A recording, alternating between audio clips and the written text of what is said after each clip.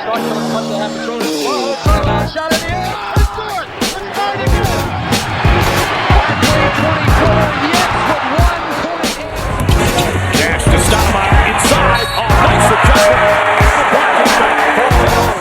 6 seconds left in the game. Out to Booker. 5 seconds, 4 seconds. Booker on the drive. Goes up. Here's the shot. Booker! He got it. And the Suns win the game. Devin Booker at the buzzer. Salut à tous, bienvenue dans Balley Hoop, le podcast francophone consacré aux Phoenix Suns.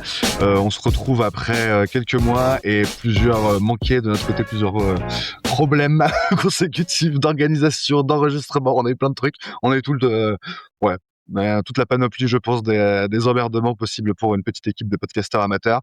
Mais on est de retour, en tout cas, on va espérer que cette fois-ci c'est la bonne. Avec Lucas, cette fois-ci, en duo avec Lucas. Comment ça va, Lucas ? Moi, ça va très bien. Salut Rod, j'espère que toi, ça va aussi. Ouais, écoute, ça va pas mal. Comme je le dis à chaque fois, et notamment dans celles qui sont passées à la trappe, je suis content qu'on se retrouve pour parler des Suns. Il y a pas mal de trucs à dire, donc espérons que cette fois-ci, ça restera un peu et qu'on pourra le publier. Écoute, il y a pas mal de sujets. On n'est pas des tirs au flanc, hein. On essaie vraiment d'enregistrer, mais à chaque fois, il y a des trucs qui nous tombent dessus. Oui, on vous promet, chers internautes, qu'on n'est pas en train de fuir, effectivement. Notamment en date, donc on avait enregistré avec une émission avec Malo la semaine dernière, et c'était super intéressant parce que Malo est toujours là actuellement aux États-Unis. Ça fait plus d'un mois qu'il y est.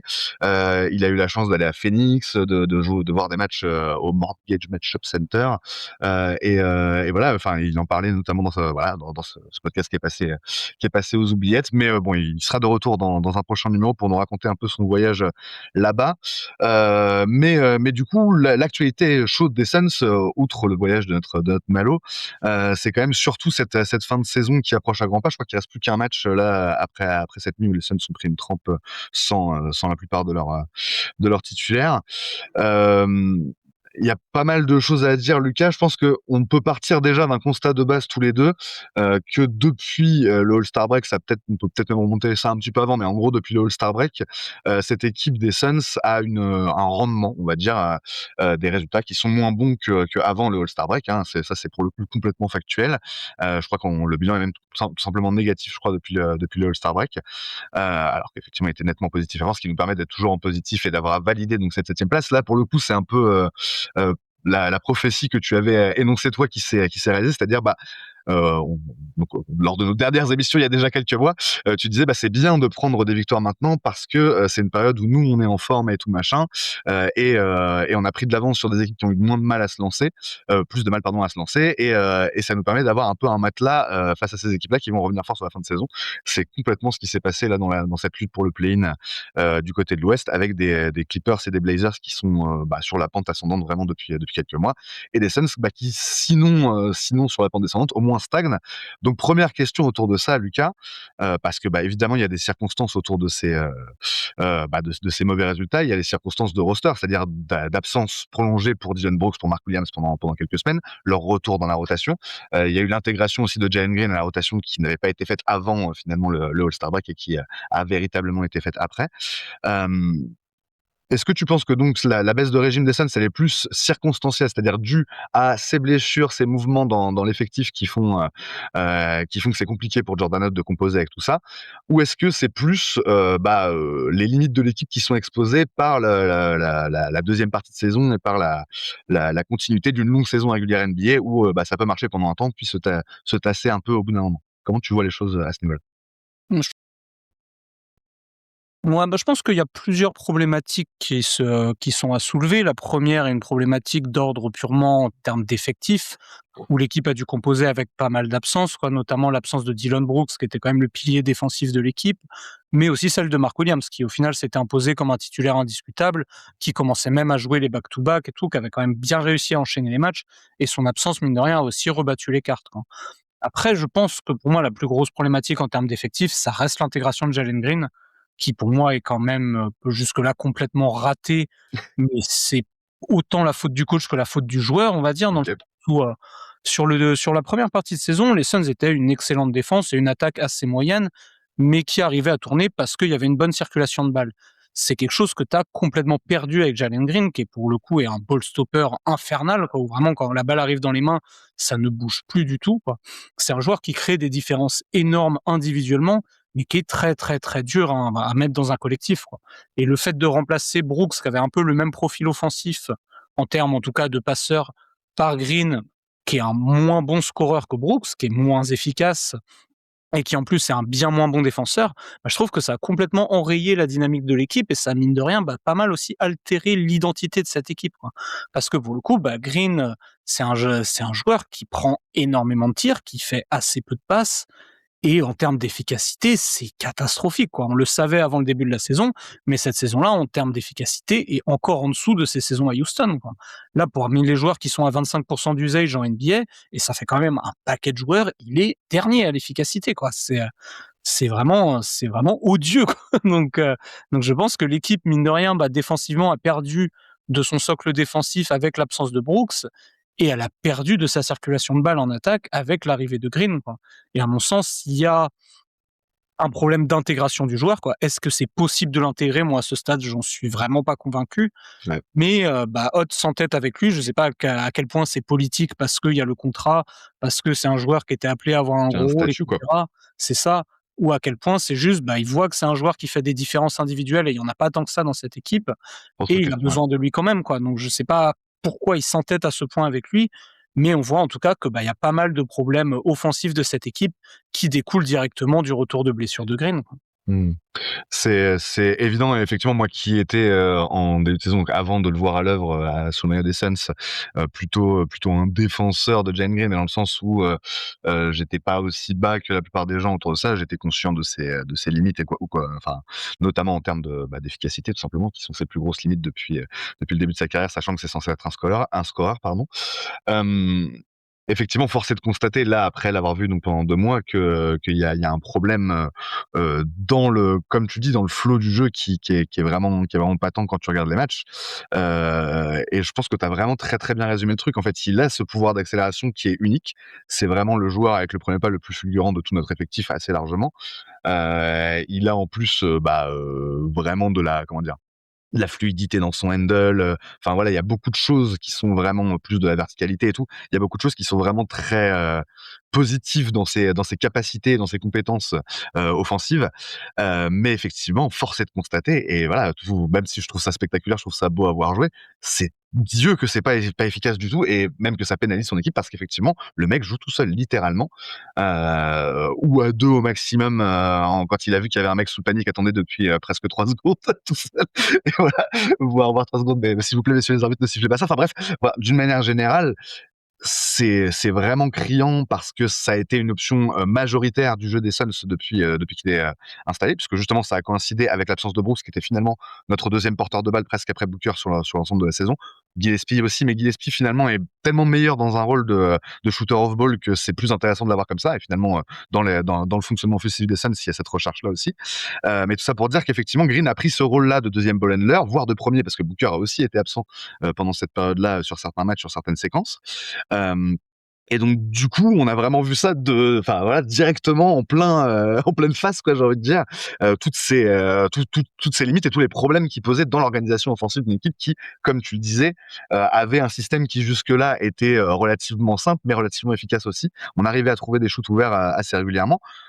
J'ai pas regardé, tiens, parce que j'avais fait un comparatif au niveau des stats sur pas mal de données. J'ai pas regardé en pourcentage de shoot ouverts, est-ce qu'on en tire vraiment moins maintenant, qu'en début de saison, en tout cas que pendant notre bonne période cette saison? Et ce Je serait un pense pas indicateur intéressant à nécessairement voir. Pas forcément, ouais. parce qu'au final, tu vois, Green a un volume assez similaire à celui de Brooks dans des Mmh. situations qui sont elles Tout à fait. aussi très similaires, quoi. Ou Brooks faisait de l'ISO aussi, tu as raison, effectivement. Ouais, Donc c'est oui, ça, finalement, il a juste remplacé un peu ça, quoi. déjà Brooks, il cassait sévèrement les burnes avec ce qu'il prenait, mais il était 2 fois plus efficace que Jalen Green, quoi. En tout cas, il était plus efficace, c'est sûr, sachant qu'effectivement, comme tu le disais, lui, Brooks était plutôt dans une bonne saison à ce niveau-là par rapport à ses standards, alors que Green est encore en dessous de ses standards Ouais, qui sont déjà pas bons. et tu vois, moi, mon gros regret là-dessus, c'est qu'il y a un joueur, qui après, pareil, lutte pas mal avec les blessures depuis le début de la saison et s'est reblessé contre les Lakers hier, Mmh qui mh. était excellent dans ce rôle, c'était Grayson Allen, quoi. Ouais. Et malheureusement, Allen, il arrive pas à enchaîner 2 semaines sans se blesser depuis le début de saison et ça serait voire vraiment depuis 2-3 saisons, parce que la Mmh. saison dernière, c'était pareil déjà. Après sa très grosse saison, en fait, c'est ça, oui, la saison dernière, après sa très grosse saison Ah, suite sa très grosse au prise de trade. masse là surtout. Bah, en fait, c'est ça, mais la prise de masse finalement, ouais, elle a conduit à un joueur qui est blessé, vraiment, 50% Mmh. du temps là, cette saison. Bah, ouais, ouais, là Il est pour les pas dans le top playoffs, tu vois, 6 ou top 7 des playoffs. Grayson Allen, je pense que tu as du bol s'il arrive à te faire, 3 ou 4 matchs sur une série, quoi, mais Carrément, clairement ouais. le voir jouer une série de playoffs entière, ça me semble être délirant à ce stade. Mais Mmh. malheureusement, pour en revenir à ce que je disais, Grayson Allen dans ce rôle-là de 2e initiateur, il était 100 fois meilleur, quoi, et c'est vraiment dommage, quoi.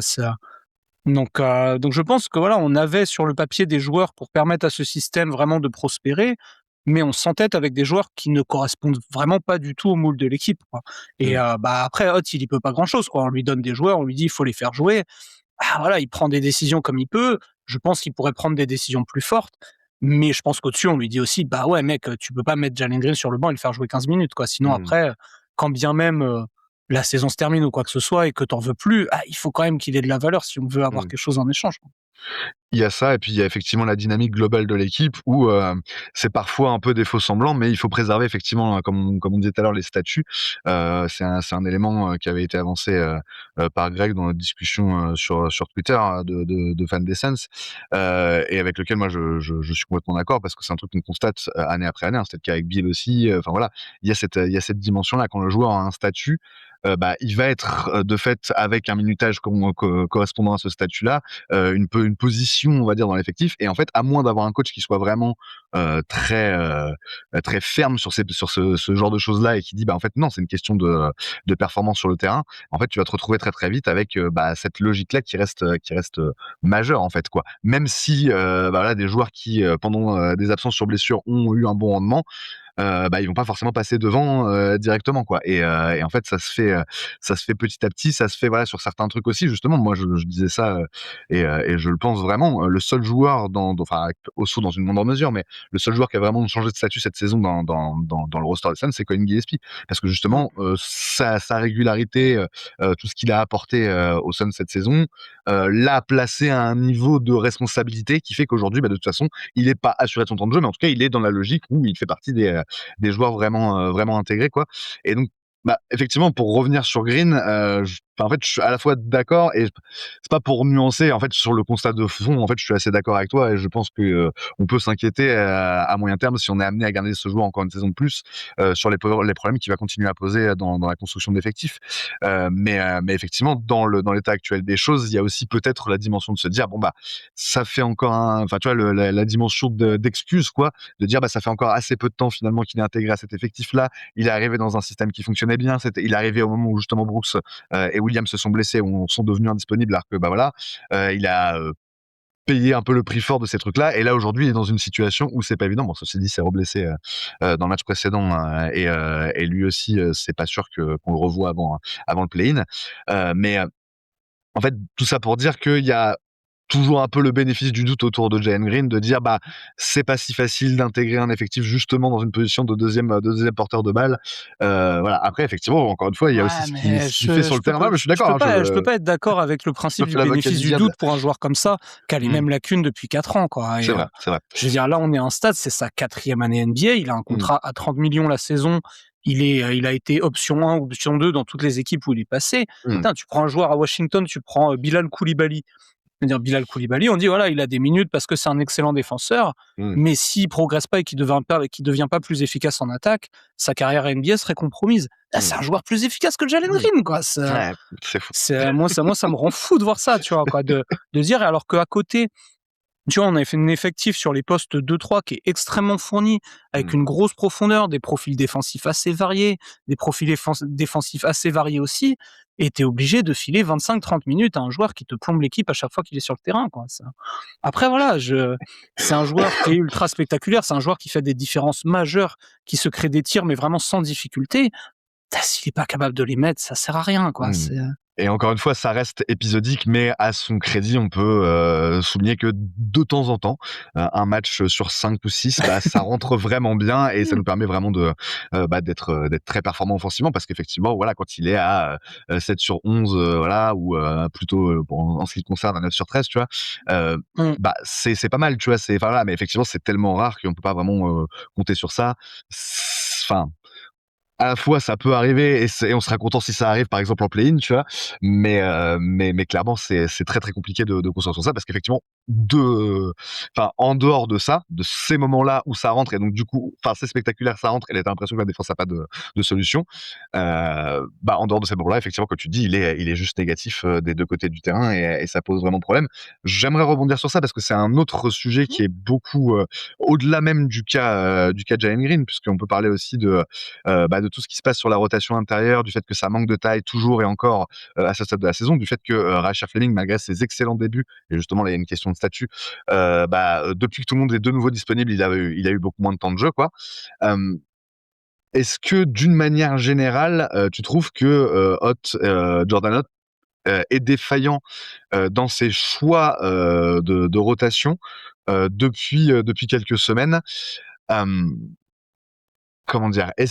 Enfin, c'est tout ça est lié à Jalen Green parce qu'effectivement il y a la logique d'autant plus dans le système de Suns où tu as beaucoup de line-up avec des petits, 3 petits voire 4 petits, petits entre guillemets, hein, c'est des mecs qui font 1,95 m, 2 mètres quoi, mais c'est pas des C'est ailiers, une question vraiment comme on d'échelle, prend quoi. quoi. C'est ça, exactement, tu vois? Mais dans le sens où, sachant que Jalen Green est rentré dans ce comment dire? Heu, dans ce quotient-là, quoi, dans cette logique-là et dans ce nombre-là de trucs et qui prend des minutes effectivement à certains joueurs. En fait, est-ce que c'est pas d'une manière générale, on le voit aussi avec le cas Royce O'Neal qui est beaucoup moins performant mais qui continue à avoir des minutes régulières ou que ce soit depuis quelques semaines. Est-ce que là, c'est pas un des vrais ratés, on va dire, de Jordan Howard sur cette première saison en tant que head coach des Suns? C'est la gestion des rotations, là notamment sur les quelques matchs, ça a pas duré très longtemps, mais où tout le monde était disponible et sur les choix qui sont faits en fait. C'est-à-dire que Hem, est-ce que justement la question du statut ne prime pas avant tout dans son fonctionnement, la question de l'ancienneté, de l'expérience, au détriment de la logique, justement de taille, de la logique, de match-up par rapport à l'adversaire ou ce genre de choses? Qu'est-ce que tu Bah, penses de cette question? je sais pas parce que d'un côté, tu as les joueurs qui remplissent des fonctions et je pense que O'Neal, c'est pour ça qu'il a beaucoup de minutes quoi qu'il arrive, c'est que c'est un des rares joueurs de l'effectif qui reste un vrai connecteur en attaque, quoi. C'est un joueur qui a clairement plus le niveau défensif qu'il a pu avoir avant, qui est toujours très solide au shoot, mais surtout, moi, je trouve, c'est un passeur assez spontané. Il y a pas beaucoup de joueurs qui ont ce profil-là dans l'effectif et je trouve que rien que pour ça, sa présence est quand même assez importante. En termes vraiment de fonctionnement de l'équipe, quoi. Là où si tu mets vraiment des Dunn ou du Fleming ou des mecs comme ça, c'est des joueurs qui sont très limités à la passe et ça te pourrit pas mal ton collectif, quoi. Et je pense malheureusement les chiffres le corroborent pas réellement parce que les 5 avec Fleming ou les 5 avec Dunn, là sur les 2 derniers mois de compétition fonctionnent mieux que les 5 avec O'Neal. Et ça effectivement, malheureusement, c'est dommage que ça se voit pas dans les chiffres et que les choix qui soient faits par le coach, soient pas vraiment ceux que dictés par les statistiques, quoi. Mais c'est vrai que d'un autre côté, il y a des joueurs qui font pas beaucoup pour avoir plus de minutes non plus, quoi. Dunn, quand il a eu des minutes, il a été très mauvais, donc il est sorti de la rotation, puis il est revenu, puis il a à nouveau été bon, puis il a été un peu moins bon et puis il est ressorti et tout. Fleming, par contre, c'est vrai que, le mec a quand même été très régulier dans ce qu'il a proposé dans un profil en plus défensif grand assez intéressant. Donc lui, c'est vrai que c'est surprenant de voir que son rôle a diminué sans réelle raison à part des retours d'autres joueurs, quoi. Mais c'est vrai que pour le moment, je pense qu'on est un peu dans un côté labo en essayant de voir quelle rotation dessine pour les playoffs, parce que dans tous les cas, la rotation n'allait pas se dessiner tant que Brooks n'était pas revenu. Mmh. Mais c'est vrai que les conclusions qu'on a pu tirer de ces 2 mois d'expérimentation, en tout cas les miennes et sans doute les tiennes, paraissent assez différentes de celles qu'a pu tirer Hott, en fait, de tout ce qu'il a essayé. Mmh. En fait, la logique, c'est aussi celle et évidemment j'allais dire irrigue aussi même nous nos analyses aussi, c'est celle de la nuance, celle du compromis aussi et en fait, ce que tu perds d'un côté, tu le gagnes de l'autre. Enfin voilà, il y a un peu toujours cette logique-là et peut-être que nous, ce qu'on aurait espéré, en tout cas moi, je parle pour moi pour le coup, c'est qu'il y ait un affermissement de l'identité défensive de l'équipe, en fait, qui a été de plus en plus un facteur important au fil de la saison, au fil du bon début de saison. Comme je disais, en fait, on a commencé autour de la 13e place au defensive rating et puis à un moment, on est vraiment monté en régime, quoi, avec cette grosse période, là, je crois que c'est effectivement autour de décembre-janvier, où on est quasiment dans le top 5 des meilleures défenses de NBA sur cette période-là, quoi. Et en fait, moi, je me dis qu'il y avait un truc qui avait été trouvé, alors avec ces joueurs-là aussi, hein, les O'Neal, les Allen, quoi. mais qu'en fait, Fleming, qui faisait pas partie de cette dynamique-là à l'époque, puisqu'il avait pas de temps de jeu, bah, en fait, il est venu se greffer à ça très naturellement, on va dire, et de manière avec une certaine idée de monter en puissance, quoi, vraiment dans ses performances. Et en fait, moi, c'est un peu ça, c'est de me dire, en fait, et c'est encore une fois, hein, il y a plein de choses à prendre en compte. Il y a l'absence de Williams qui, même si c'est pas un foudre de guerre en défense, bah, il a quand même un profil qui fait que ça sécurise sur pas mal de choses. Il a aussi une production rebond offensif qu'il a fallu compenser, et donc du coup, encore une fois, d'une certaine manière, voilà, tu es obligé de mettre des joueurs sur le terrain qui vont apporter ça, mais donc du coup, tu vas perdre un certain, enfin, bref, c'est assez compliqué de trouver le bon équilibre, et c'est dû évidemment au fait que, bah, il y a peu on le dit souvent aussi dans cette émission, mais il y a peu de rosters en NBA qui soient parfaits, donc tu dois composer avec tes forces, avec tes faiblesses. Nous, on a cette profondeur, on a des profils assez différents justement sur des postes assez similaires. Et en fait, c'est ça. Moi, c'est plus ce que ça a donné et ce que ça dit sur ce que recherche la Hot aujourd'hui. Et j'ai pas l'impression qu'il est ces derniers mois. Et c'est peut-être juste le fait, encore une fois, de Jalen Green et de la place qu'il prend dans l'effectif. Mais j'ai pas l'impression qu'il ait ces derniers mois réussi ou voulu insister sur justement l'aspect identité défensive de l'équipe, quoi. Et c'est un peu dommage parce que bah du coup on a perdu. Enfin, tu vois, maintenant on est moyen partout réellement en fait, alors qu'on commençait à Ouais, être très bon après, défenseur. cela étant dit, défensivement, depuis l'All-Star Game, ça reste une équipe au C'est tableau en correct, défense, c'est Phoenix, hein. correct, mais c'est moins bon. Le problème, c'est que l'équipe a complètement plongé offensivement, Alors, quoi. Là, ça là où demande peut-être de les sortir de tes stats. Mais en vrai, moi, ce que j'avais noté, en vrai, c'est que, bah, en fait, on est un peu moins bon partout. Mais on n'est pas, tu oui. vois, enfin, tu vois, même en défense, finalement, donc sur le offensive rating, Bah, defensive disons qu'en rating. gros, la défense, si tu veux, tu passes de top 5 à top 10 et de l'attaque, tu passes de top 15 à top 20, quoi. Ouais, Donc, mais si on prend juste l'ensemble, genre pré-All-Star Game et l'ensemble post-All-Star Game, on est passé de 10e à 12-13e en défense, et on est passé de 14e à 18e en attaque. Donc tu vois, il n'y a pas une chute énorme. Pareil en termes de points, tu vois, de offensive rating, on est passé de 114,5 à on doit être à 113,7 maintenant, parce qu'on était à 113,9 il y a 2 matchs, quoi. Et en defensive rating, finalement, ça n'a pas monté non plus énormément. Donc en fait, il y a, en fait, le gap est plus important en attaque qu'en défense. On perd plus en attaque qu'en défense, c'est sûr. Et notamment effectivement sur certains, comment dire, certains types de tirs qu'on avait tendance à mettre avant et qu'on met un peu plus difficilement maintenant. Et là, effectivement, Jalen Green est complètement visé. Mais et donc du coup, il en suffit de 2-3 par match pour que tu baisses d'un ou deux points de defensive rating, en fait, quoi. Et en fait, c'est un peu ça qui se passe. Mais finalement, on est aussi un peu moins performant en défense. Moi, c'est ça que je veux dire, c'est que j'aurais aimé que, euh, alors que les limites offensives de l'équipe sont de plus en plus latentes et patentes, quoi, bah, en fait, nous, on insiste vraiment sur le côté défensif et on continue à monter en puissance sur ce côté-là. Peut-être que justement, l'absence de Brooks ne nous permettait de toute façon pas de le faire, ouais, à quoi ce qu'il en soit. niveau-là d'ailleurs, parce que c'est vrai que je pense que c'est important d'en parler parce que mine de rien, ça fait quand même très longtemps qu'on n'a pas enregistré. Mais à ce niveau-là, Ighodaro, quelle progression hein, quand même, quoi. Jusque-là, tu te disais, ouais, Mark Williams, bon, défensivement, il fait ce qu'il peut, mais il fait de son mieux. Ighodaro, bon, c'est un remplaçant, il va faire. Putain, la progression défensive, là, il y a vraiment un mois où défensivement, il était à un niveau qui était vraiment impressionnant, quoi. C'est pas le Mmh. rebondeur qu'est Mark Williams, mais par contre, ouais, là, au niveau des déplacements, du placement, des timings, etc. Défensivement, il a été vraiment épatant une fois qu'il est passé titulaire, quoi. Moi, je Mmh. m'attendais pas à un tel niveau de sa part, quoi. Ouais, et puis capacité à switch aussi qui est vraiment intéressante, qu'on connaissait déjà, mais qu'on a vu vraiment justement de manière encore plus explosée avec un temps de jeu qui a grossi. Globalement, effectivement, bah, on en parlait justement, alors je sais plus dans quelle émission, mais qui sont passés à la trappe aussi pour le coup, avec Malo. Mais c'est assez, en fait, il suffit pour constater la progression d'Oso Ighodaro, de comparer où en était Dunn et Ighodaro dans nos esprits et en termes d'effectifs la saison dernière, avec où ils en sont maintenant, en fait, en un an, quoi. C'est effectivement un truc de fou à quel point Oso Ighodaro a mis une vitesse en termes de justement de responsabilité et de confiance qu'il lui accordait par le coach par rapport à Dunn. C'est dû au fait qu'évidemment on n'a pas eu un an de pivot, et donc c'est rare et tout, mais c'est aussi, comme tu le dis, c'est cette production sur le terrain. Défensivement, offensivement, c'est toujours compliqué dans le shoot, mais il a ses qualités qu'on connaît. Voilà, c'est quelqu'un qui a une bonne vision, qui a une bonne capacité de fluidifier, on va dire, les Mmh. rouages du côté offensif, quoi.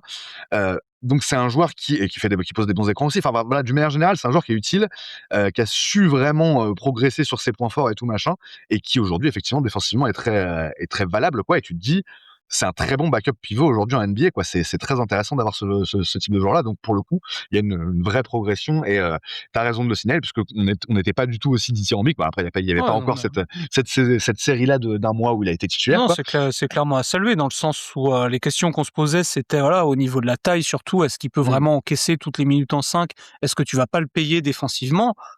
Là, défensivement, tu le payes pas du tout. C'est même Mmh. mieux qu'avec Mark Williams, quoi. Là où Ouais, en tout tu cas, c'est ça. souffres, Mmh. c'est au rebond. Et effectivement, bah, là, par contre, la taille est assez rédhibitoire, surtout quand t'es pas aidé ou t'as 4 nabos autour de toi, quoi. Mais c'est vrai que tu te dis, ouais, dans des configurations, et comme on a pu voir, où t'avais Ighodaro plus Dunn et Fleming à côté, qui compensent du coup ce manque de taille général par du coup bah, plus de taille sur ton front de D'activité. court Mmh. spécifiquement. Ah, c'était quand même plutôt séduisant Mmh. défensivement et plutôt payant dans les chiffres aussi. Mmh. Donc non, c'est là pour le coup, c'est quand même une très très bonne trouvaille, surtout qu'en plus, bah, mine de rien, Malouak, à chaque fois qu'il est rentré, je veux dire, il a rarement fait des grands matchs, mais je trouve qu'il a jamais été mauvais en fait. C'est sur toutes les rentrées qu'il a faites, il a Mmh. toujours eu un impact plutôt positif. Et au final, t'as quand même là beaucoup de solutions qui t'ont permis de survivre aux absences, quoi. Parce que ce qu'on disait, c'est qu'effectivement, les Suns, sur la deuxième partie de saison, ont fait plutôt du surplace, mais l'équipe n'a pas reculé non plus, quoi. Mmh.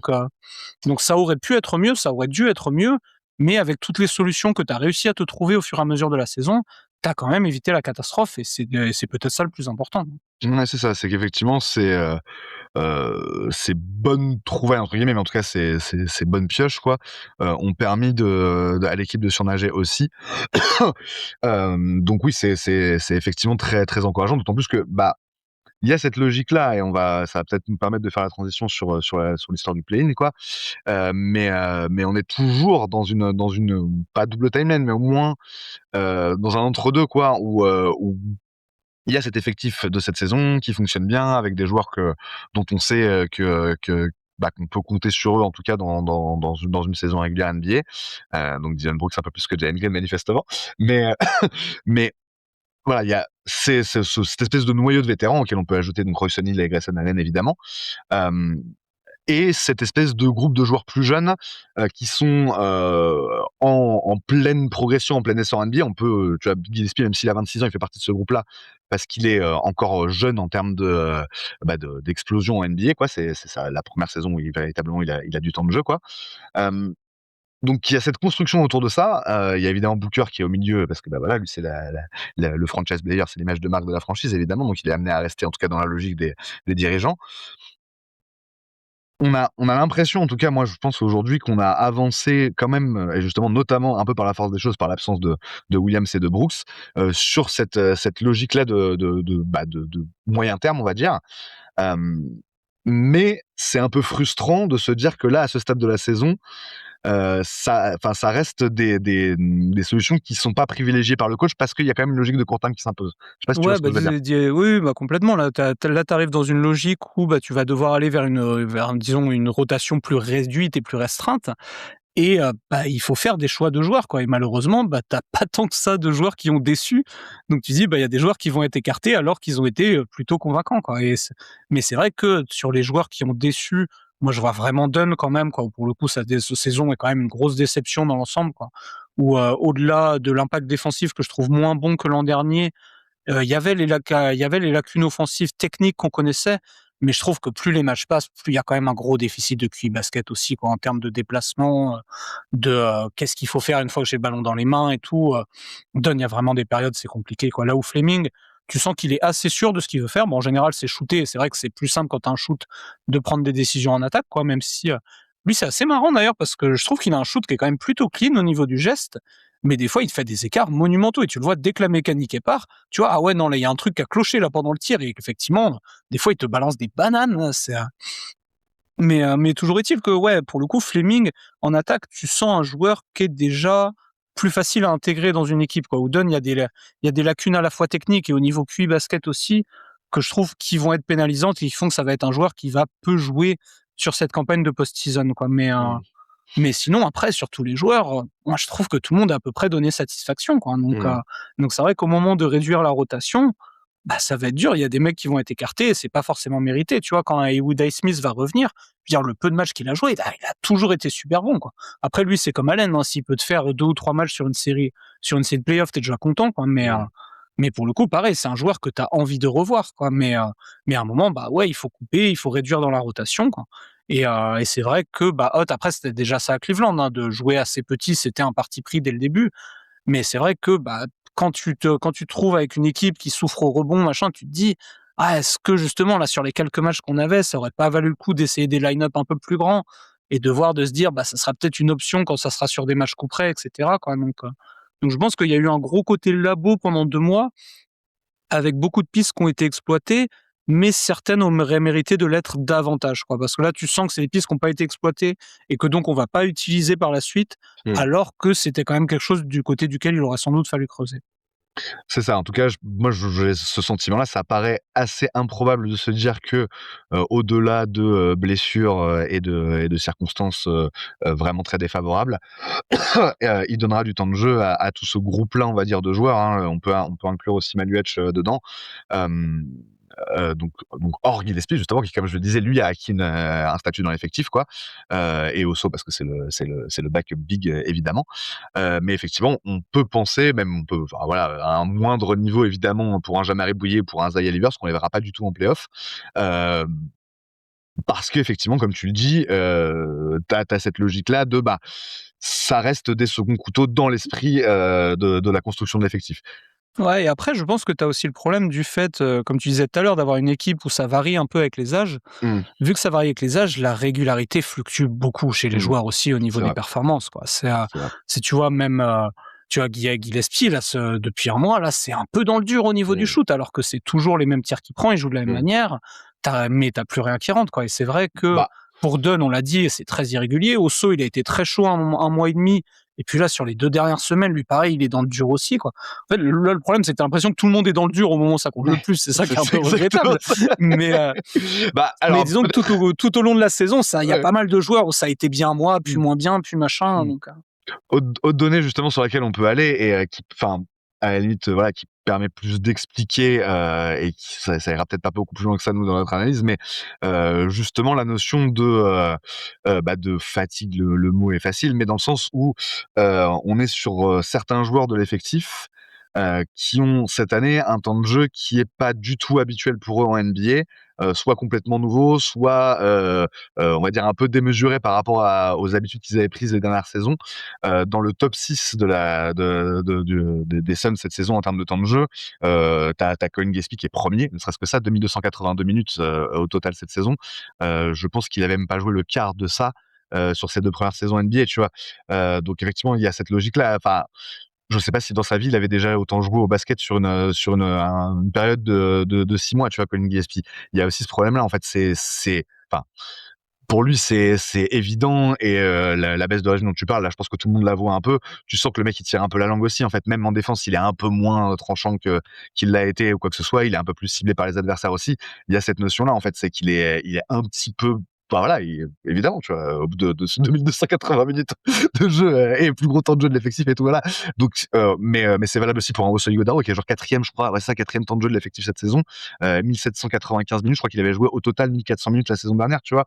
Donc il est à 400 minutes de plus déjà et encore une fois avec un rôle qui a augmenté, au fil de la saison et tout machin. Alors lui, c'est évidemment, la donnée offensive rentre moins en ligne de compte, mais voilà, on sent que globalement il y a cette fatigue-là aussi qui s'installe. Ça se voit aussi dans les blessures. Royce O'Neal, je voulais regarder parce que je sais pas depuis combien de temps il avait autant joué. C'est ça, ça faisait depuis 2022-2023 qu'il avait pas dépassé les 2000 minutes, en NBA. Il est à mmh. 2200 là cette saison, tu vois? Donc il y a Ouais, aussi et puis cette logique-là. là, je trouve que c'est quelque chose que tu sens, et notamment dans les fins de match avec une C'est ça. équipe où, dès que le score est un peu serré, que le match est un peu serré, ça patauge, quoi. Ah ouais, bah, les mecs, ils Il sont y à bout de a là, force, je veux quoi. dire, là, sur le mois, les victoires qu'on va chercher, c'est vraiment parce que depuis un mois, Booker, il shoot 8000 lancers francs par match, quoi. Mmh. Ouais, tout à Mais fait. c'est vrai qu'en attaque, tu sens que c'est pas fluide. Défensivement, bah, la grande force de l'équipe, c'était de provoquer des pertes de balles, d'avoir la transition, de gagner la bataille des possessions. Bah, c'est plus dur, on intercepte moins de ballons, on est moins bon au rebond off, etc. Quand tu as une Mmh. équipe qui joue beaucoup sur l'intensité et que tout le monde commence à tirer un peu la langue, ah, mine de rien, tu as tout ton fonds de commerce qui s'écroule, quoi. Ouais, ouais, à fond, à fond. Bah, en tout cas, encore une fois, hein, il suffit de pas grand-chose. C'est-à-dire ça reste un peu l'identité de l'équipe. On sent qu'il y a, enfin voilà, il y a des efforts qui sont faits autour de ça. On n'a pas chuté, ne serait-ce que ça. C'est ça, enfin, c'est assez rassurant de se dire que en l'absence de Mark Williams, on n'a pas dégringolé de fou au Mmh. classement en termes de rebond offensif. Tu vois. Attends, j'essaie de retrouver la stat exacte pour pas te dire de la merde. On était, ouais, c'est ça. on a même augmenté en pourcentage de rebonds offensifs après le All-Star Game. Mmh. C'est fou. Mais c'est dans une période où, évidemment, tu as beaucoup plus d'équipes qui se mettent en mode de marche, qui commencent à monter le niveau, notamment de ce côté-là, parce que, quoi qu'on en dise, c'est quand même un élément extrêmement important aujourd'hui en NBA, tu vois. Mais on est passé, en fait, juste de 6e à 7e. Alors, peut-être un peu moins, encore une fois, deux matchs plus tard. Mais en fait, enfin, tu vois, voilà, dans plein de domaines, et pareil pour les interceptions, on a juste baissé, genre, on a une demi ou une interception d'un peu de moins par Ouais, rapport à début ça, de saison. parce que la base est super solide, tu vois, Mmh. de toute façon, quoi. Mais Mais ça le truc, suffit, en c'est fait. que tu avais des joueurs qui arrivaient jusque-là à contribuer des 2 côtés du terrain et qui arrivent pas à faire les 2, tu vois? Je pense Mmh. notamment à Goodwin, Mmh. qui a été, vraiment saisissant en défense, sur Toute toute la la saison. saison. Mmh. Plus la saison avance, plus en attaque c'est dur. C'est vrai. Gillespie, c'est pareil. Je veux dire, la Mmh. défense, le rebond off, il est toujours présent. Mais par contre, au shoot, bah ouais, ça commence à se payer aussi, quoi. Mmh. Et Et mine de rien, ouais. effectivement, Royce O'Neal, tu sentais qu'en début de saison, il arrivait encore à faire les efforts. C'est même pas ça, c'est que les efforts, il les On va fait, c'est dire juste qu'il est à faire illusion illusion, c'est plutôt. c'est peut-être le bon terme, à faire illusion, mais dans le sens où justement, il n'était pas vraiment un gros problème en défense en début de Mmh. saison. Là, maintenant, aujourd'hui, c'est compliqué, c'est quand même un peu une passoire le garçon, sauf quand il arrive à mettre la main, mais enfin voilà, c'est quand même assez compliqué. Et c'est vrai que d'une manière générale, c'est un truc qu'on retrouve, même Grayson Allen est moins performant défensivement qu'en début de saison et tout. Alors lui, il y a vraiment l'accumulation de blessures. Donc c'est vrai qu'en fait, il y a cette logique-là. Il y a aussi, encore une fois, ouais, je viens d'en parler avec Grayson, mais la logique des blessures et des pépins physiques qui se cumulent à ça. C'est-à-dire que c'est encore une saison où Booker a eu son lot de petits trucs et tout machin. Williams, comme on l'a dit, il a joué plus que ce qui était attendu, mais du coup, finalement, ça a fini par le rattraper. Et du coup, là, c'est Mmh. quand même un peu incertain à l'approche du play-in et tout. Donc, en fait, c'est une conjonction de choses et il y a une certaine logique à ce que cette équipe, elle tire un peu la langue vu la débauche Ouais, d'énergie bah, c'est un peu qu'elle a mis ça. sur Disons que le parquet depuis le début de la saison, quoi. l'équipe, elle a été très performante très vite, mais sans doute un peu trop tôt aussi, quoi, où Peut-être, tu ouais. es arrivé très tôt dans la saison avec vraiment des certitudes sur ce que tu étais en tant qu'équipe, sur quels étaient les aspects du jeu sur lesquels tu voulais t'appuyer, comment tu voulais que ça tourne en attaque, qui étaient les tauliers de ton effectif.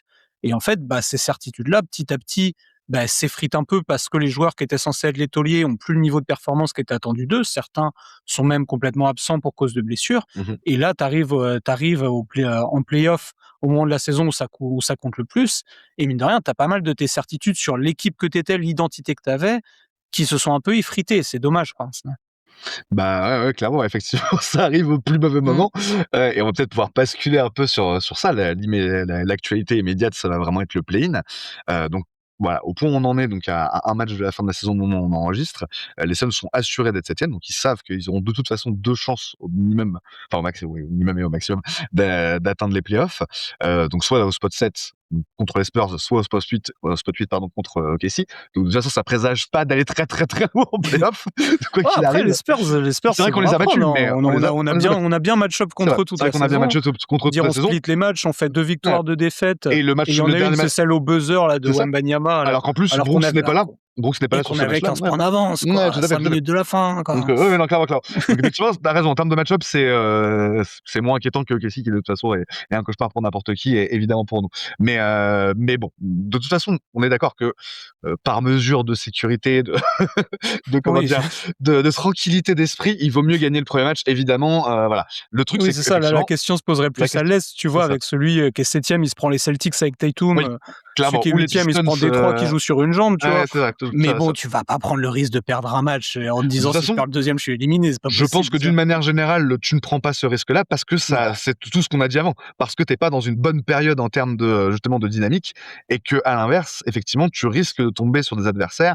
Donc, a priori, les trois adversaires potentiels. Donc, c'est les Clippers de Los Angeles, Portland Trail Blazers et les Warriors de Golden State. Euh, alors, les Warriors, évidemment, c'est compliqué. Je sais pas trop où ils vont là depuis la blessure de Jimmy Butler et Mmh. tout machin.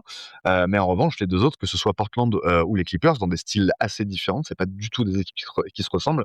En revanche, c'est des équipes qui, toutes les deux, sont dans une bonne dynamique, sont montées en puissance assez nettement depuis un début de saison qui était raté dans les deux cas, et vraiment arrivent là, à ce stade de la saison, avec des ambitions légitimes de se dire: «Bah, en fait, on peut taper les Suns et on peut aller en playoff, quoi». Donc, ma première question, c'est ça. Là, à ce stade, est-ce qu'on doit avoir peur des Clippers et des Blazers? Des Clippers ou des Blazers? Qu'est-ce que tu en penses? Bah, les Blazers, pour le coup, c'est vrai qu'eux, ils arrivent très, très en forme, quoi. C'est une des meilleures défenses post-All-Star Game. Là, ils sont 3e défense de NBA sur les 2 dernières semaines. Les Clippers, c'est plus poussif, quoi. Ils sont à peu près ils font un peu du surplace comme nous, là, depuis un petit moment, quoi. Mais c'est vrai que dans l'absolu, Portland, sur le papier, c'est quand même beaucoup moins fort. C'est une équipe qui, ces derniers temps, est portée par sa défense, mais qui reste une attaque assez poussive, là où, au contraire, nous, on reste une excellente défense.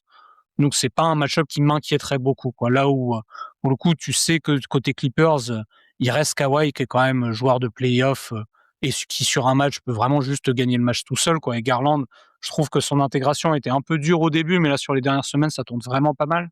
Donc, moi, les Clippers sont une équipe qui m'effraierait davantage juste parce que l'effectif, en termes, on va dire, de puissance de feu, est plus menaçant. Mais Portland, oui, c'est clairement une équipe qui tourne mieux en ce moment, mais sur le papier, je pense que c'est quand même une équipe plus faible. C'est intéressant, hein, alors qu'effectivement, voilà, comme on dit en termes de dynamique, c'est plutôt Portland là qui, ces dernières semaines, est vraiment en train de monter en puissance. Sur l'ensemble de la saison, ouais, c'est assez difficile de lire ce que les Clippers peuvent nous proposer parce qu'il y a eu plusieurs phases, parce qu'il y a eu le trade d'Harden qui évidemment change tout pour eux. Hem C'est vrai que en fait, enfin, sur les match-up, et c'est pareil, c'est difficile de se baser sur les matchs qu'on a joué face à ces équipes-là, mais c'est pas du tout des matchs où j'ai été tranquille, quand bien même d'ailleurs ça s'est plutôt bien passé pour nous. Je sais pas quel est le bilan exactement, mais je sais, enfin, en tout cas, c'est certain qu'on n'a pas perdu tous ces matchs-là contre Portland et contre les Clippers. On a gagné un certain nombre, mais en fait, enfin, j'ai du mal à me dire que, une match-up est meilleure que l'autre. Les deux me font peur, en fait, dans l'état actuel des choses. C'est-à-dire, je me dis, c'est des équipes qui arrivent, sinon en pleine bourre, au moins avec un quelque chose vraiment à gagner, on va dire, sur ce play-in. Et nous, on est plus dans la position d'une équipe qui a un peu un truc à perdre, paradoxalement, alors que personne nous attendait là, tu vois? Mais comme ça fait tellement longtemps qu'on est là, comme on a flirté un moment avec le top 6, ce serait un peu une déception. Ce serait même une grosse déception, je pense, là, encore une fois, vu comment ça s'est passé, vu le scénario de pas aller en play-off du tout, à relativiser parce que, encore une fois, le plus important, ça reste le moyen terme, c'était déjà le cas en début de saison, donc ce serait dommage de revoir ces plans maintenant. Mais tout ça pour dire que, évidemment, ce serait dommage pour les Suns de perdre ces 2 matchs, et voilà, mais il y a plus de pression, en fait, sur eux, à mon avis, de par cette logique-là. Il y a de la pression autour des Clippers, mais comme ils ont activé de toute façon une sorte de Mmh. bouton rouge en évacuant Harden, on se dit et Zubac d'ailleurs aussi, enfin, c'est trop bizarre ce qu'ils ont fait ces derniers mois, quoi.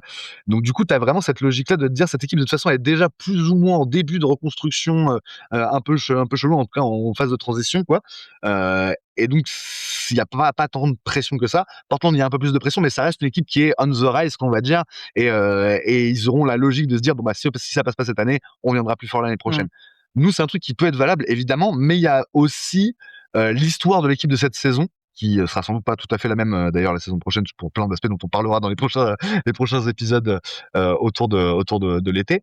Mais j'ai l'impression, en fait, c'est ça, en termes, de pression et en termes mental, c'est vraiment nous qui avons le plus à perdre, et donc du coup, vu en plus le fait qu'on est fébrile un peu plus en ce moment, et Ah on le voit ouais, sur les fins de match. on a été devant eux toute la saison, hein, Voilà, donc c'est moi, ce côté-là m'inquiète un peu, en fait. Le côté, tu as des équipes qui ont envie de nous bouffer, et en fait, bah, on n'a plus vraiment les moyens physiques de répondre, en tout cas sur la durée d'un match de haute intensité, quoi. Comme tu le disais, le clutch, ça a été notre gros point faible là Mmh. depuis la reprise.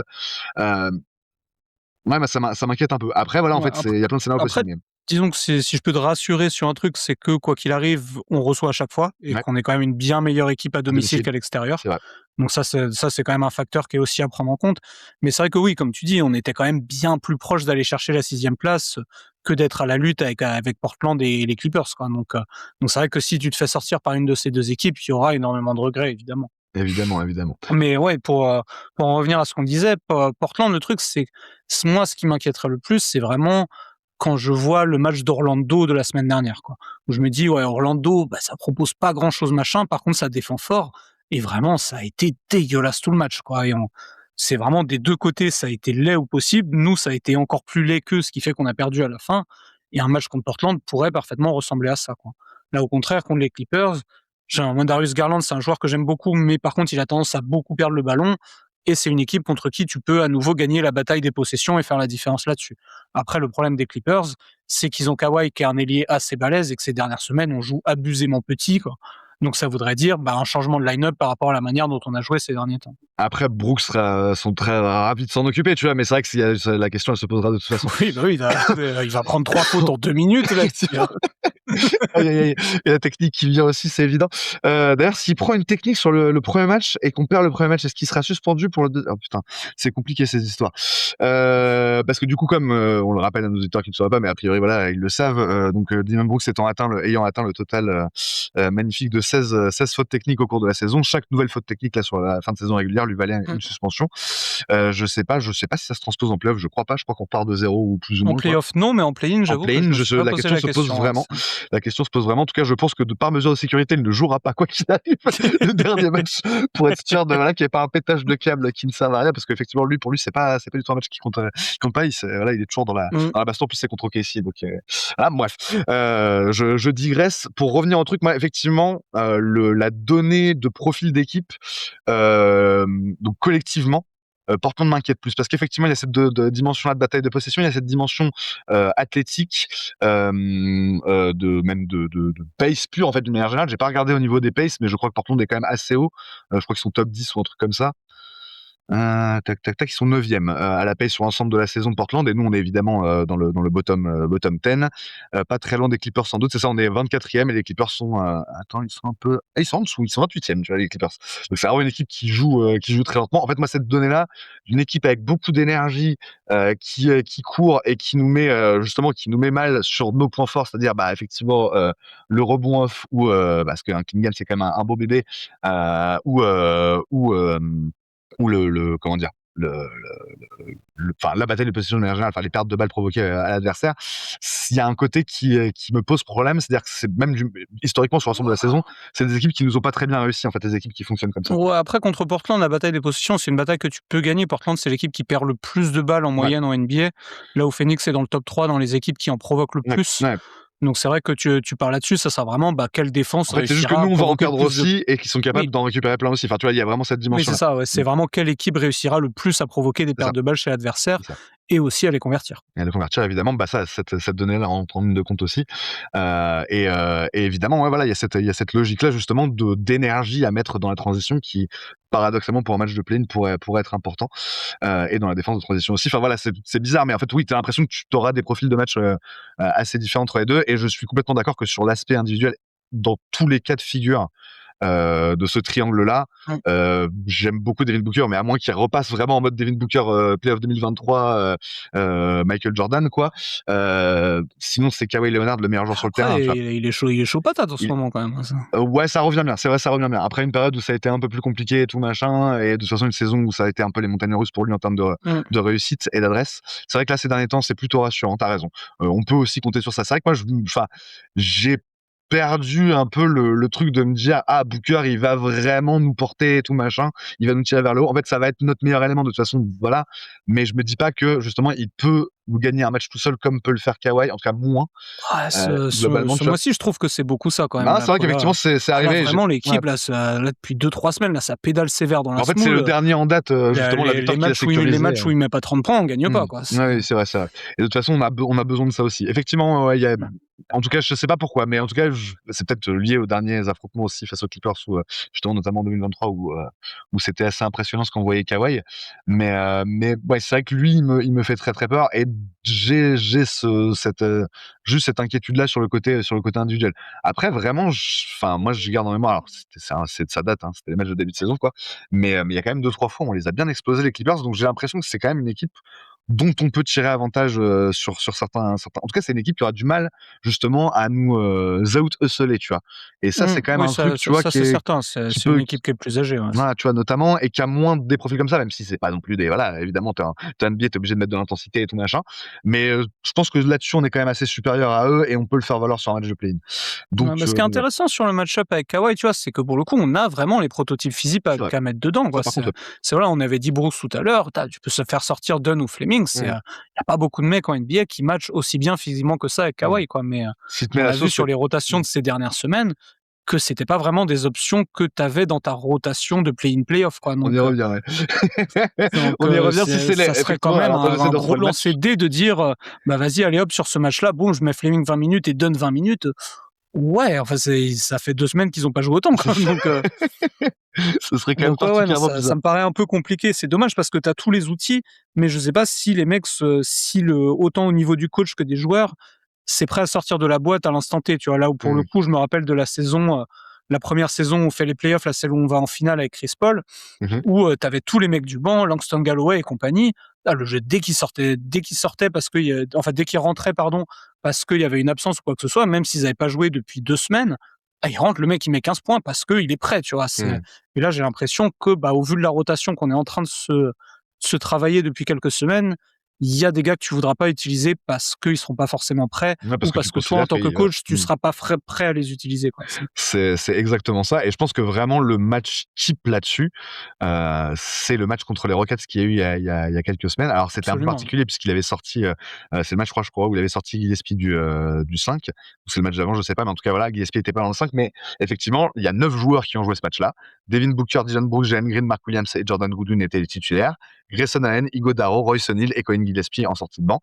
A priori, on ne verra que ces 9 joueurs-là sur le play-in. Enfin, moi, ça me paraît une évidence, comme toi, vu ce qu'on a vu ces dernières semaines. Tu vois, ça paraît improbable de se dire que là, oui, il va ressortir du chapeau en Archer Fleming sur des grosses après, tu peux aussi tirer des conclusions de ce match-là en tant que coach, tu vois, quoi. Mais c'est vrai que il s'est quand même fait tirer dessus à boulet rouge après ce match, parce que ça a été un match extrêmement agaçant en tant que spectateur, en tant que supporter des Phoenix Suns, parce que justement, tu vois beaucoup de lacunes sur le terrain et tu dis, certains joueurs pourraient y remédier, etc. Mais d'un autre côté, là, je veux dire, on était condamné à la 7e place. C'était un match pour essayer aussi. T'as envie d'essayer des trucs, bon, tu vois que ça marche pas, tu referas pas, écoute. Franchement, j'avais même pas réfléchi à, genre, il s'est dit sur ce match-là, ça ne marche pas, on verra, hein, mais je suis pas sûr que ce soit les conclusions qui soient tirées, dans le sens où, en fait, c'est plutôt genre, répétition générale, en fait. Ouais, ça, mais tu vois, je pense que en tant que coach, t'as le droit de faire t'as le droit de faire des erreurs sur un match, tu vois, et des fois de pas les corriger dans le même match. C'est effectivement quelque chose qu'on va te reprocher, c'est logique, surtout quand tu t'en expliques pas après. Mais disons que le fait que si tu fais une erreur dans un match et que tu en tires les conclusions pour les matchs qui vont venir après, à la rigueur, moi je suis OK avec le fait que tu aies fait l'erreur. Tu vois, j'entends. C'est intéressant. Écoute, vraiment, on va avoir la réponse là, de toute façon, c'est sûr, sur ce play-in, d'autant plus qu'encore une fois, tu parlais des difficultés de match-up ou quoi que ce soit.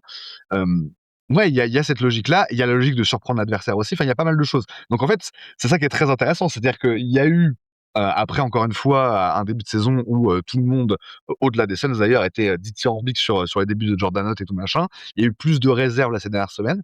Et effectivement, là, c'est vraiment un match, on l'espère pas 2, mais voilà, pour lui, c'est-à-dire vraiment, il va falloir qu'il...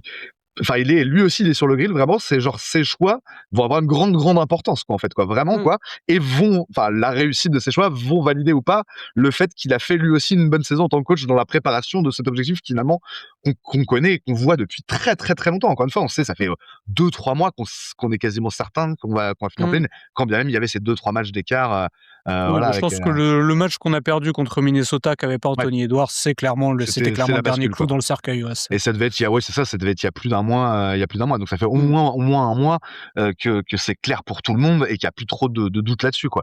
Donc, je pense qu'après, c'est autant une élimination play-in serait une grosse déception vu la qualité de la saison, autant je pense pas que ça viendrait vraiment entacher le travail d'Ott non plus. Il faut quand même pas oublier que c'est une équipe qui a énormément surperformé cette année par rapport à ce qui était attendu, avec des joueurs cadres et avec des joueurs cadres et des tauliers de l'effectif qui n'étaient pas les tauliers attendus. Donc je pense qu'il y a quand même eu une construction d'effectifs et une construction de collectif surtout, qui est quand même excellente, et c'est qui est play-off ou qui est pas play-off. Et sur laquelle tu peux construire. Ça viendra pas entacher le bilan. Et sur laquelle tu pourras construire quoi qu'il arrive de toute façon sur cette fin de saison. Absolument, et ce qui était le deal au début de la saison.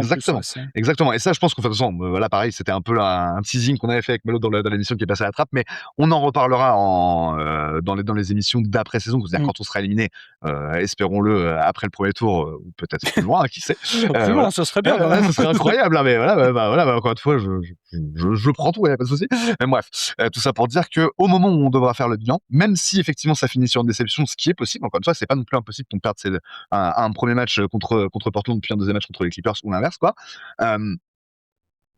Quand bien même, effectivement, il faudra sortir de cette espèce de logique du moment et vraiment prendre le truc dans l'ensemble et effectivement constater ce que tu viens de dire, c'est-à-dire que de base, la saison, elle est de toute façon réussie parce qu'on a réussi, enfin, on avait une attente au début et que de toute façon, on l'a à la fin, quoi. Enfin, on a ce qu'on attendait à la fin, quoi. Et Ouais, parce que alors, là, je veux dire, c'est débile, on mmh. s'attendait à 15 voire 20 victoires de moins, quoi. Ouais, ouais, ouais. Bah, alors moi, je m'attendais, j'avais dit dans les pods d'avant-saison, je voulais qu'on fasse autant, voire plus que la saison dernière. Mmh, La saison c'est dernière, elle a vrai. fait 36, je voulais 37 ou 38. Donc là, on est Mmh, 5-6 victoires au-dessus en ce qui me concerne, tu vois. Mais effectivement, par rapport donc mes prédictions, ma prédiction faisait partie des plus optimistes, on va dire. Et par mmh, rapport aux plus pessimistes, on est largement, on a mmh. doublé le nombre de victoires, quoi. C'est ça. Donc Mais du effectivement, coup, il tu y a vois, cette logique-là. au moment de faire le bilan, il y aura effectivement, le résultat purement, sur le papier, tu vois, du Mmh. classement, du résultat final de la saison et cetera.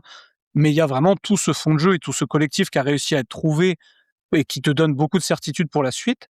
Mais du coup, effectivement, après, en termes de coaching, tu vois, c'est un coach rookie aussi. Mmh. On pourra mettre ça à son crédit. On pourra mettre, au contraire, à charge le fait d'avoir peiné à trouver une Mmh. rotation si jamais ça paye pas, etc. Mmh, tout à fait, Mais ouais. c'est un coach rookie, c'est normal. Chaque Mmh. année, avec tes joueurs, tu fais le bilan de ce qui a été bien, ce qui a été moins bien. Et avec mon coach, tu vas faire pareil. Tu vas dire, écoutez, ça, c'était très bien. Ça, c'était beaucoup mieux que prévu. Ça, c'était moins bien. Il y aura moyen de faire mieux l'année prochaine, etc., quoi. Mais Et dans mmh. l'absolu, c'est quelque chose sur lequel il faut construire et c'est ça le plus important. Et de la même manière, tout ça, on parle pour tous ces éléments-là, on en parle pour l'analyse, on va dire, du coaching et de ce qu'a produit, on va dire, Jordan Hunt et son staff depuis le début de la saison. Ça va être valable aussi dans l'analyse de la construction de l'effectif Mmh, et du rendement individuel de chaque joueur. C'est-à-dire que c'est aussi à cette aune-là, c'est-à-dire la double aune de, là, effectivement, on est sur une post-saison quoi qu'il arrive et on va voir ce que ça va donner, et sur la construction plus générale à moyen terme, quoi. Très bien, très bien. Et ben écoute, ouais, son pronostic, parce que, enfin, sachant qu'on n'a pas vraiment enfin, tu vois, on sait pas qui on va jouer, c'est un peu con de lancer un pronostic. Donc non, on va pas faire de pronostic. On se reverra de toute façon sans doute et après le play-in. on passe dès le premier match, tranquille, Rod. Alors moi, je pense qu'on va passer dès le premier match. Alors je voulais pas le dire et il faut pas que je le dise Et d'ailleurs, donc je pense pas qu'on va voilà! passer dès le premier match. En fait, moi, j'ai une autre logique, mais dont j'ai pas parlé et on en parlera peut-être après, qui est que ça arrive parfois en play-in que tu aies des équipes qui soient 7e, qui, lâchent un peu la bride, parce qu'elles sont assurées justement d'être au play-in et tu as l'impression qu'elles sont dans une moins bonne dynamique et en fait, elles rappellent que, Mmh. elles ont 5-6 victoires de plus que l'équipe qu'elles affrontent, au play-in et que du coup, c'est pour ça qu'elles passent, quoi. C'est déjà arrivé plusieurs fois, notamment à l'Est, je crois, ces dernières saisons. Bref, on en reparlera, de toute façon, peut-être après le play-in si, on arrive à faire 2 émissions en une semaine, on ne sait jamais, ce serait incroyable. Mais en tout cas, voilà, merci à toi Lucas d'avoir été avec moi, pour ce podcast, c'était très cool. Et merci de l'enregistrement et puis merci à vous, auditeurs et auditrices de Valley Hoop, de nous écouter. Ouais, c'est vraiment cool de savoir que, là, on a toujours quand même quelques petites centaines de personnes qui continuent à nous suivre malgré les déboires qu'on a. Voilà, là, on verra, ça faisait C'est longtemps ça, qu'on n'avait c'est pas ça. fait de podcast Ça va comme être ça va être un test de votre fidélité, chers auditeurs. On vous en veut pas si vous êtes pas là, du coup, vu ce qui s'est passé ces derniers mois. Mais en tout cas, merci si vous avez écouté ce podcast, en entier. Voilà, on se retrouve très bientôt de toute façon. Il va y avoir beaucoup de choses à débriefer de toute façon, sur la saison des Suns, même si on va en finale de conférence, ce qui est tout à fait possible aussi, bien sûr. On va upsetter tout le monde, sauf, les Warriors, qui vont, eux, upsetter tout le monde, jusqu'à OKC. Enfin, d'abord OKC, puis après, voilà. Ça va être un truc C'est absolument la incroyable. grosse Voir côte. les Suns en finale de conf, je l'annonce dès maintenant. Allez, des bisous et à bientôt dans Valley Hoop.